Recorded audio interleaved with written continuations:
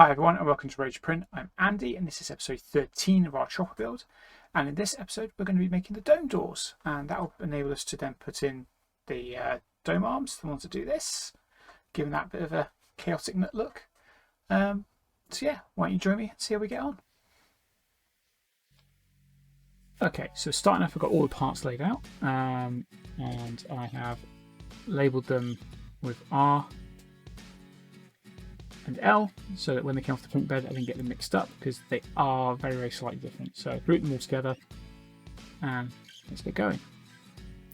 So we start off with the door mech frame and door mech frame B. Just get the cleanup, and then B, as you can see, that just slots into there. Yeah, it just goes on like this. That creates a servo holder area. So we're going to put a little screw in there, so it's an M3x5 countersunk. Yeah, there you go.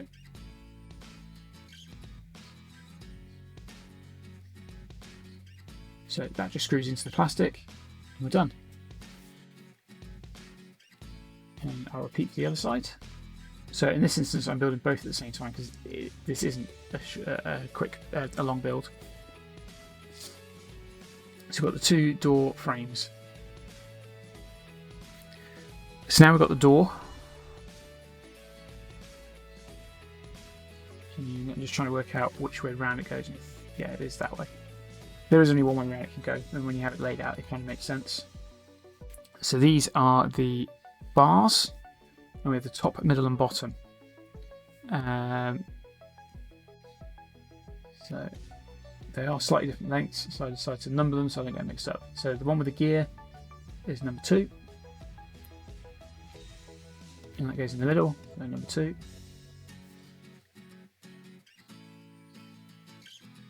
The shortest one of the remaining ones, which is that one. Just double checking I got rid of all the brim. That's going to be number 1. And it goes at the top. I show it on camera, there we go. And obviously the last one's going to be number 3, and it's going to go at the bottom, and that's the longest bar. Because Chopper's dome is kind of slanting inwards, it makes sense that's why the bar's different length. So you do have to be careful which way around you put them in. And I'll show you here now that there is actually a difference in length. There you go. Not much, but enough that you get the wrong way around, you're going to be cursing yourself. There you go. So I'll just repeat the other side. And now we're going to attach the bars onto the door frame. As you can see here, there's the countersunk on one side, on the diagonals, and that's where it attaches to the door. And you're supposed to use M3x8s. So these should be 8s. They're not. I only have 10s.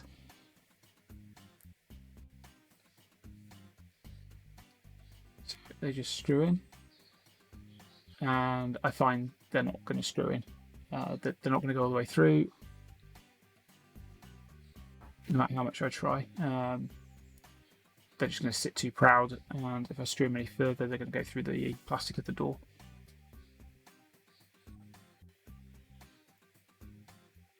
So I very quickly give up on that idea, and I go hunting around for some other bolts I've got. And I've got a pack of hex nuts, they're just a multi-pack of different sizes, and these measured at M3x8. So I dug out the remaining ones I've got. I think I ended up with one being longer than the others. So I get the Allen keys out, and then we try again. So these again just screw into the plastic. There's no M3 nuts in there or anything. They are still a bit loose, bizarrely.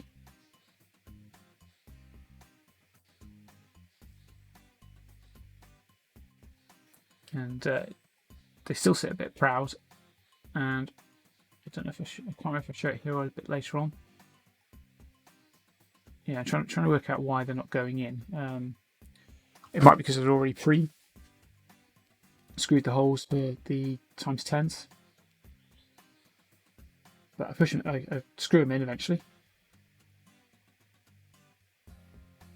You see, this is 4 times speed, and you can see how long it's taking.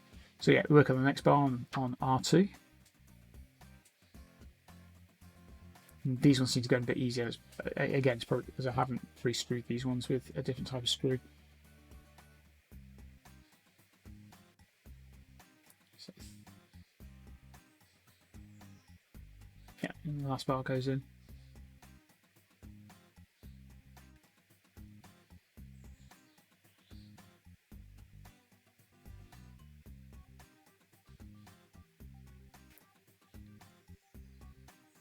So something I noticed, even though they're using the M3x8, I don't know how I was going to show you can just see little dimples poking through. And I can't remember which, I think they're the top ones of each bar. Luckily, it'll get hidden by the frame of Chopper's dome itself, so I'm not too worried. But if I had used the 10s, it never would have worked. As it is, even with these 8s, they're just slightly too long. I think possibly 6 or 7. 5s would be too short, but 6 or 7s probably would work. Actually, you might be able to use 5s, so they might work.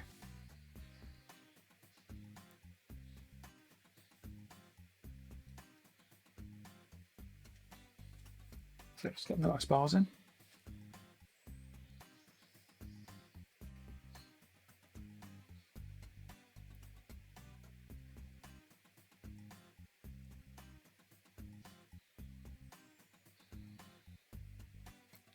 It's me and screws, we know how well this always goes. So I'm always here a while longer than I need to be.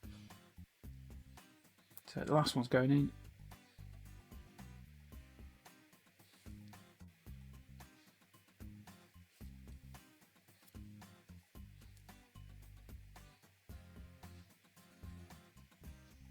Okay, here we go. We've got 2 doors. And now what we do is we slot the door frame, the bars in through the door frame, matching R to R and L to L. And they line up pretty nicely, and then they should just slide on, assuming you cleaned the prints up properly. Any brims or zits or anything like that. They just slide in nicely and then move along like that. Something I did mean to do is probably use a bit of lithium grease or white grease, and I didn't. I might go back when I do the dome arms and put those in. So we're using M3x5s, and then we attach this bit. Mike doesn't actually give it a name, just calls it the frame. And that's 6 M3x5s. As you can see, it only fits one way. The countersunk, when the camera focuses, there we go. Countersunk's on top, and the whole thing sits facing you on the top of the bars.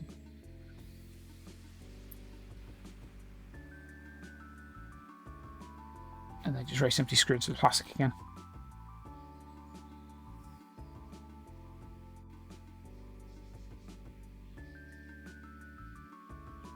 So as you can see here, I went down one side, then went back up the other side, just to try and keep it in line and make sure I didn't introduce any odd angles. Something I noticed here is that the last 2 screws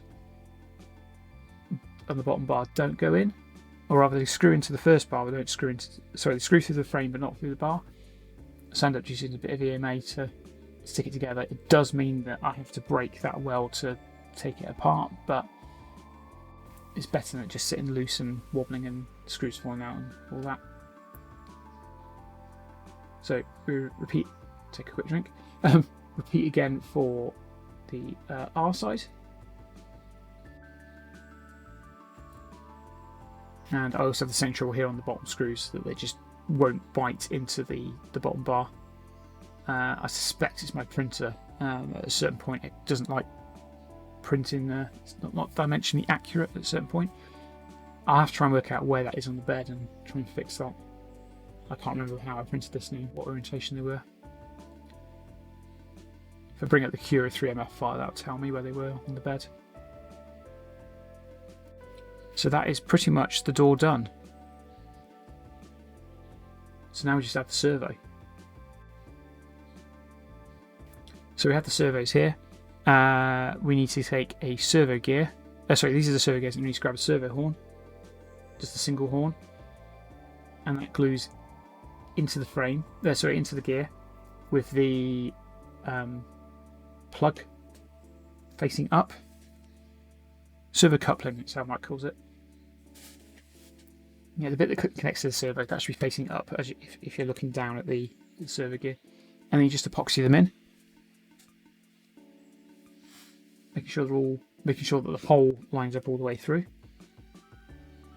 So basically, you push the servo horn right to the back, more or less. And plenty of glue, just to make sure that horn's not going to come out, like that. Very simple. Don't touch it, and just leave it time to dry. So now we're going to use the servo tester to make the MG90s, even though it doesn't say that on the side of there. They are Metal Gear MG90s, they're just a different brand. And we're going to center them to 1500 microseconds. As close as I can get it. Yeah, so 1500, and then repeat for the other one. And it does actually jump to 1500, but just to make sure, move it away and back again. And then that's it. Those are those centered. So now the gear's dry.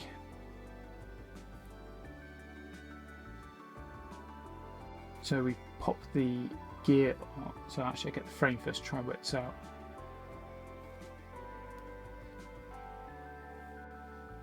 So ignore how I'm fitting the servo at the moment. I did it wrong, and you'll see I change it in a minute.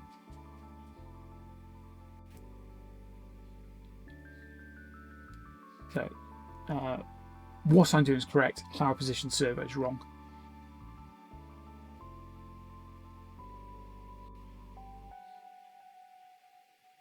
Just getting these are the screws that come with the servo themselves.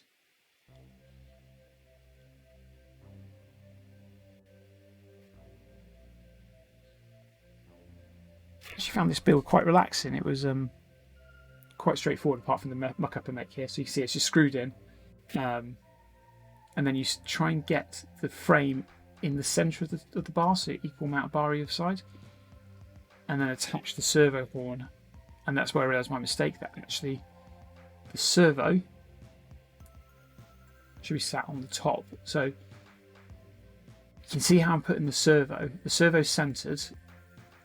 The horn should be directly in the middle, pointing perpendicular, facing up towards you. And there we go. Yeah, you can see on the one that I've already put on the table, that's actually facing the, about a 90-degree angle. So now we put the servo horn back on, and you realise that actually the servo needs to sit on the top of the mech frame, not on the bottom. And that way the gear fits in. Using the same screws, but you screw them from the other side. You just screw it in.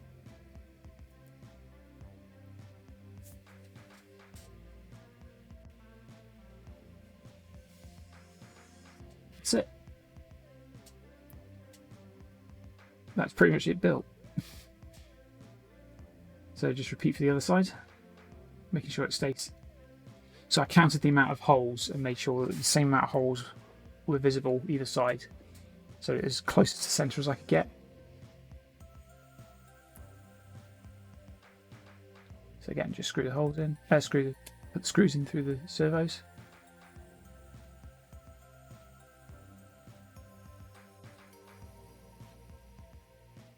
There we go. 2 doors, servoed up, ready to go. Now, the only thing I do now is, using my really bodged up way of powering things, is just make sure they're still centered, which they are, and I test the mechanism. Make sure, see how smooth it runs. This is the point I thought, must put lithium grease on, white grease. I didn't. I will go back and do that. It runs smooth without it, but just that extra bit of lubrication so it doesn't grind as much. There is a bit of a grinding noise. Yeah, so disconnect that, check the other one, make sure it works okay.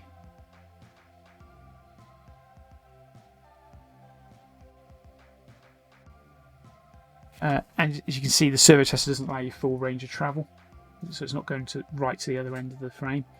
Don't you worry about that. The Maestros will allow further travel. So just recenter it back to 1500 again, disconnect. That's it, 2 door frames are done.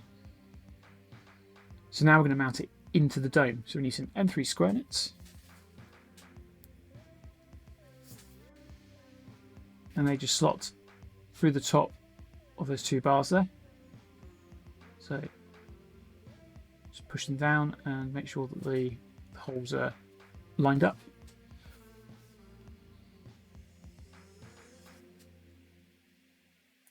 Right, I've run out of M3 times 8 mils, which is what you're supposed to use, because I didn't actually have any. These are just ones I had hanging around. So the right will go on that side.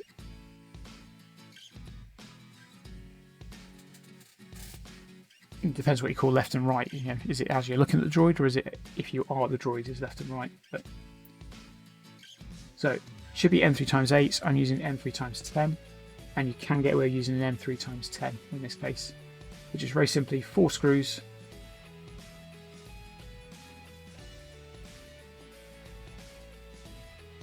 to the top, 2 at the bottom.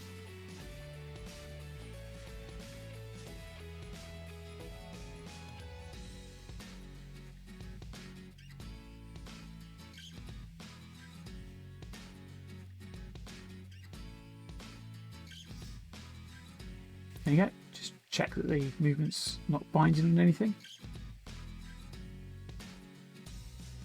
And there's a bit of wobble there, yeah, as it's, the door's lifting up slightly.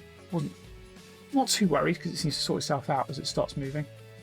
So now do the left side. As you can tell, I've already marked the dome with a black Sharpie, which you can totally see on a black dome, but you can just see the shine of the L. Yeah, right where my hand's just gone.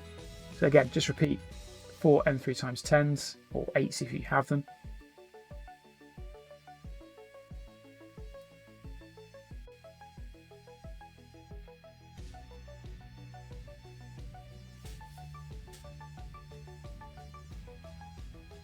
See if you can spot my deliberate error. Yeah, so as I'm getting the last screw in, I realise I've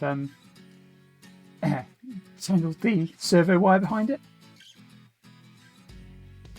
And I haven't noticed yet, but anyway, the mechanism works.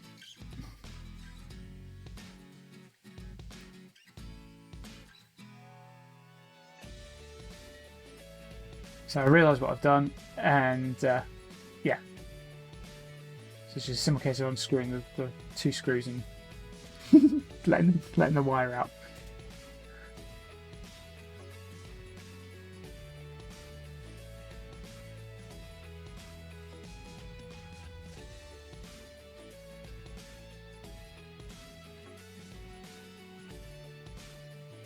Just popping the screws back in.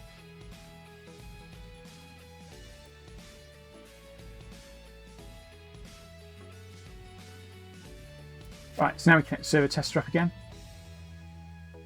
and just check it's working, make sure there's no binding.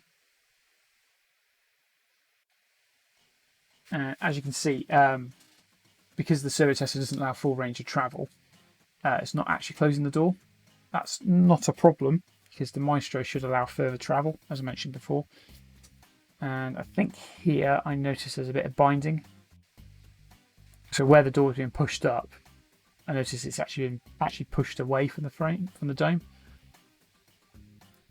And it's the bottom of the door hole.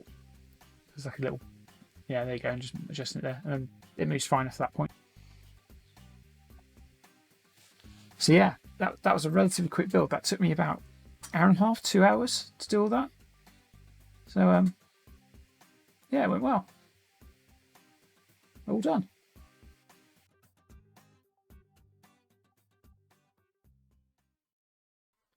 So that went really well.